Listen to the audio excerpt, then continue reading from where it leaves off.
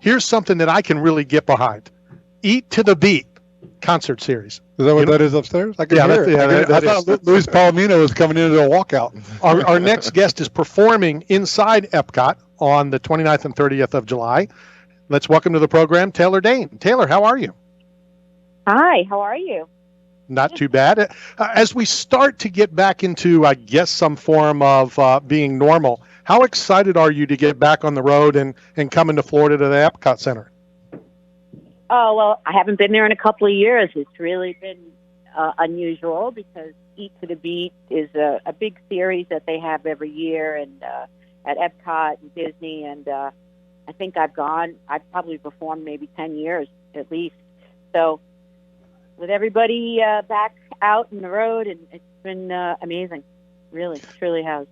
Will you have the opportunity to walk around Epcot and maybe try some of the other, foods or whatever? And if you do have the time, are you able to walk around?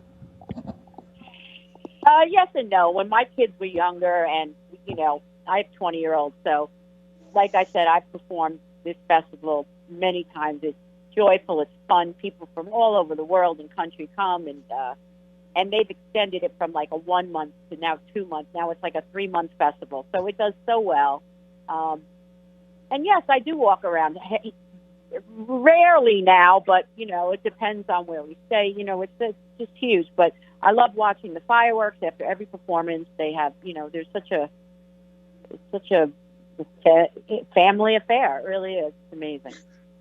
Not to go back in time, but let's just do it for a second. What was it like being Taylor Dayne, walking around, living the life of Taylor Dayne when you first released Tell It to My Heart?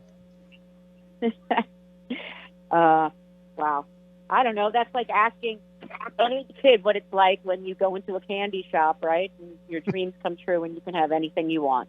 That's basically the feeling. You're just all of a sudden, there's nothing you can kind of prepare yourself for that other than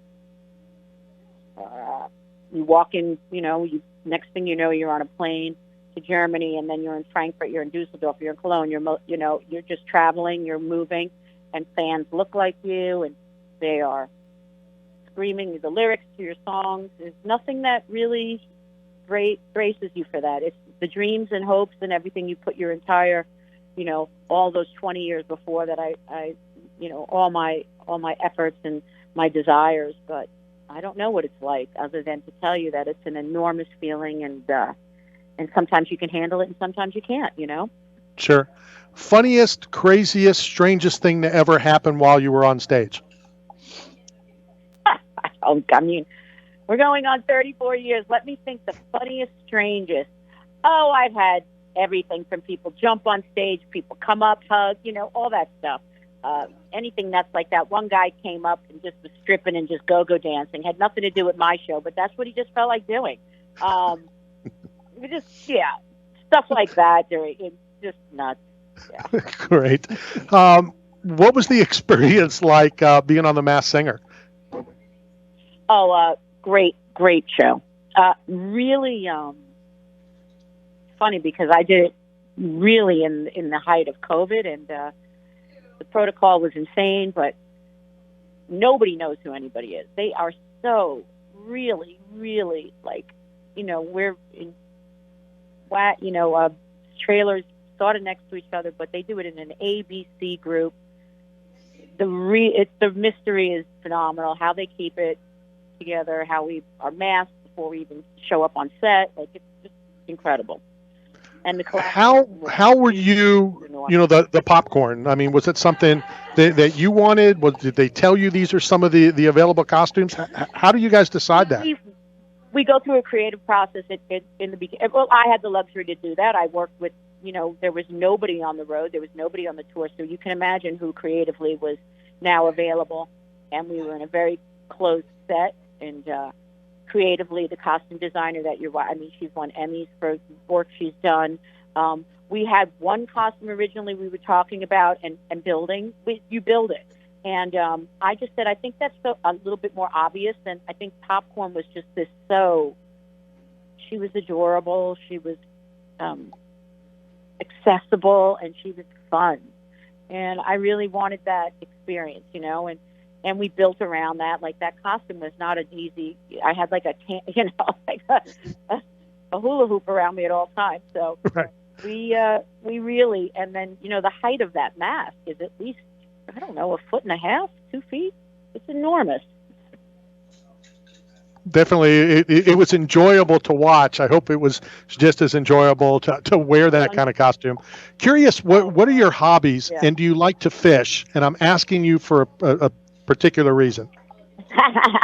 I learned, what kind of fish? Deep sea fishing. I did as a very young girl with my father, and yes, I loved it. I caught my first 30-pound cod, off the coast of Massachusetts, in Provincetown, in that area, and I love it. I love the ocean. My hobbies are, well, first of all, I'm a big nature girl. So then I took up into Montana and Wyoming and certain friends, and I learned how to fly fish. And I learned, really, so just some. I went so far as calling a bald eagle that somebody told me lived on a tree, and I called him, and I had caught a fresh perch, and I held it up and came swooping down, all 6 foot of that, and swooped down and took the perch out of my hand. That's cool. That's cool. But the reason that I was asking is we broadcast in Tampa, St. Pete, and we have access to, and two of our fishing captains happen to be here today. So I don't know how much time you're going to have available when you come to Orlando at Epcot. So if you have the time, we can do anything from take you deep sea fishing here in Tampa, or Ooh. I have a contact who is the head captain at Disney World, who could take you fishing the lakes of Disney, or you could go bow fishing here in St. Pete. So any of the fishing that you want to do, I'll have my producer give you my contact. If you have the time, we'd love to take you fishing either at Disney. Oh my God. You have no idea. This might definitely be, I would go out, like explore. Woo! Okay, well, when we're done, I will put you back on hold, and I'll have them give you my phone number or somehow so we can get. You know what? Joanne set this up, so I'll tell her. But it would probably be after, maybe the day after, So they Perfect. It's a pretty hard schedule, But that's amazing. That's so sweet of you. Thank you. We will definitely do it. You'll have a great time. But real quick, let's get back to the Eat to the Beat concert series. What goes into preparing for this, selecting what songs? Because it'll be a shorter set, I would assume, than a normal concert, right? Yeah, they really. We do 3 sets. We do 30-minute, real hard. Like, you see a clock. There's a huge clock on like Benjamin in front of you, Big Ben, and it's just after this many years. We've grown to love it. We brought all our families. Our kids grew up there. It's just a lovely time to we sit backstage, we get through it, and hard 30. So be there and enjoy the food, the festival, and it's always a great concert. That'll be awesome. That is coming up on July 29th and 30th. Taylor, thank you for your time. Have your people get a hold of my people, and you will go fishing when your concert's done. I can't wait. Thank you so much, guys. Okay, we'll talk to you soon. That is the great Taylor Dayne, and takes me back. Yeah. You don't want to exchange information over the airwaves?